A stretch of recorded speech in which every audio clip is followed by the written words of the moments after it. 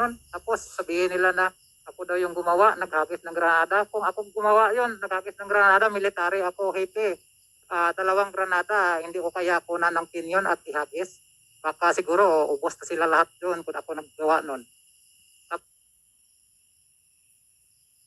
Tapos Mr. Chair, nung sinabi ni AP na ako daw, pero andoon ako sa pub namin, andoon ako kasi naka-red alert kami ongoing yung operasyon ng brigade.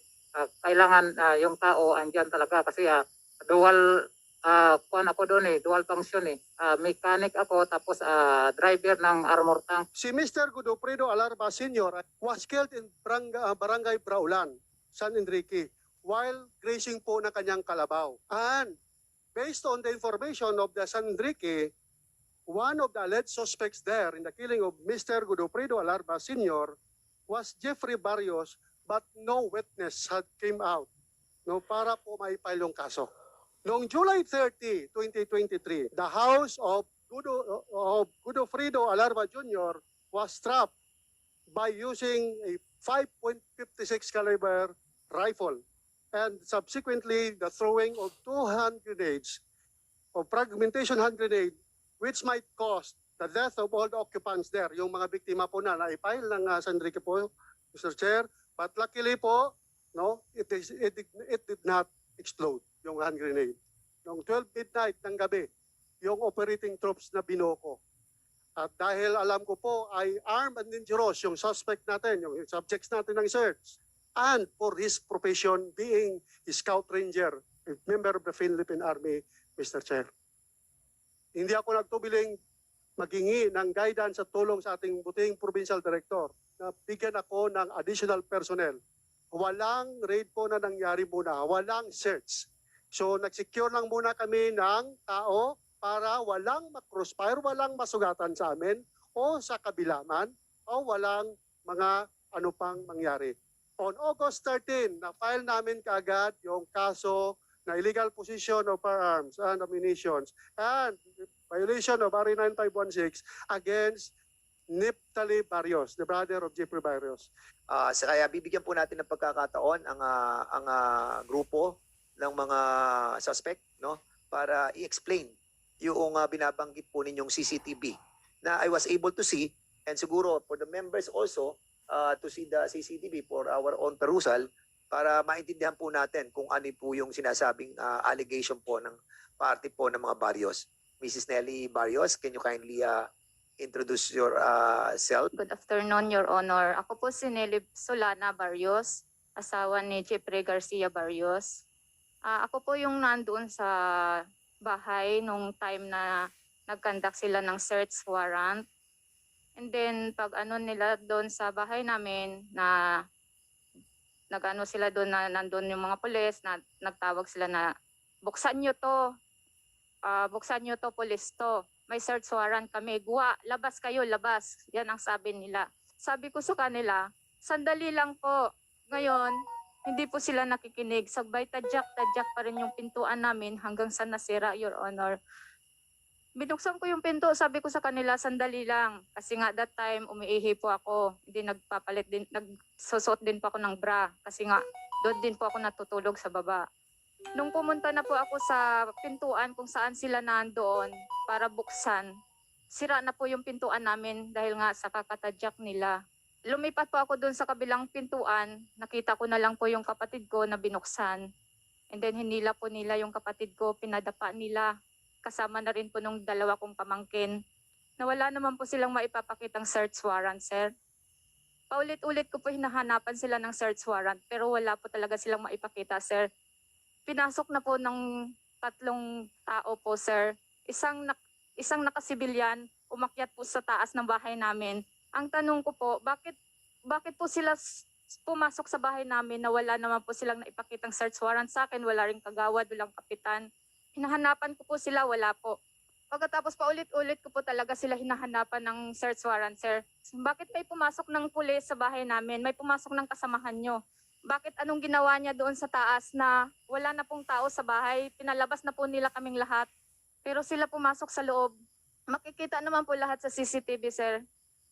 So, alright. So siguro, bigyan natin ng pagkakataon si Jeffrey, Sergeant Jeffrey Barrios.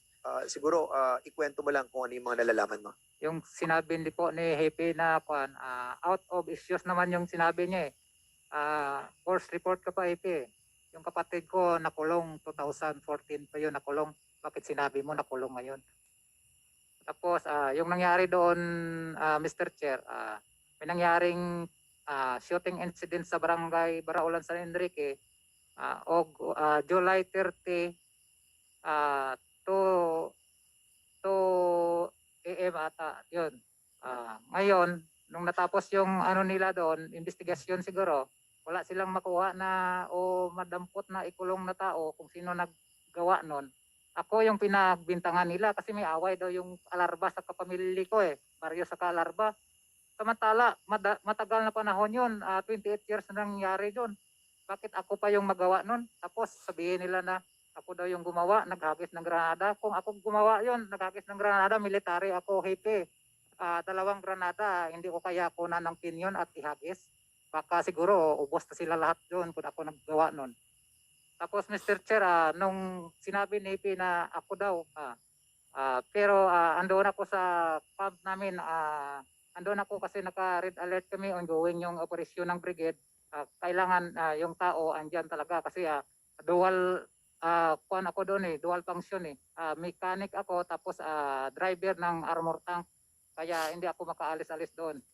Tapos Mr. Chair, yung mga witness ko doon nagpapatunay naman na handa silang tumulong kasi andoon talaga ako eh.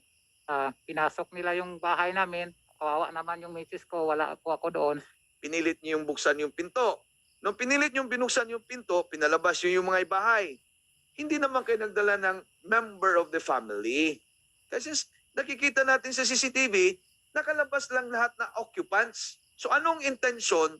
Ano ngayon yung wisdom ng batas? Bakit kailangan ninyo magsama ng family member or locality member sa bahay para walang planting of evidence?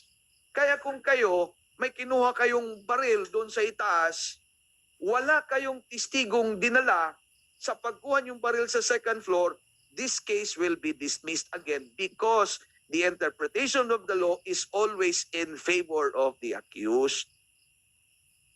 So, lahat tayo mag-aral. Thank you.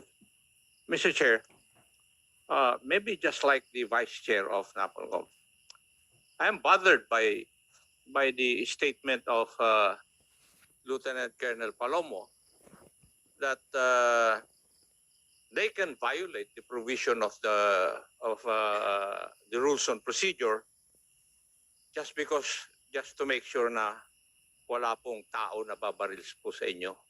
Di po ba? Yun ang statement ninyo eh.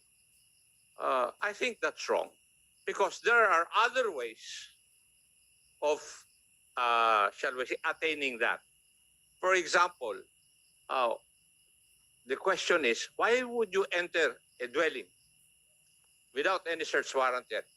Bakit yung pinasok ng dalawa yung bahay? Walang search warrant. Because in the video, the lady was asking whether you have a search warrant or not. You were not able to present a search warrant. So what authority do you have to enter the dwelling of a place, the dwelling of a person, which is sacred and protected by law?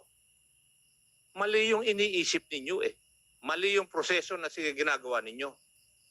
I do not know if the Vice Chair or the good prosecutor would agree doon po sa ginawa nyo na pwede palang pumasok yung dalawang pulis doon sa bahay without any search warrant when asked by the occupant. Mukhang may mali po doon eh. Dahil ang isip po ninyo dahil baka mabaril. Tapos kung magdadala kayo ng witness, baka mabaril din yung witness, kargado pa ng konsensya ninyo. But there are other ways of attaining that objective.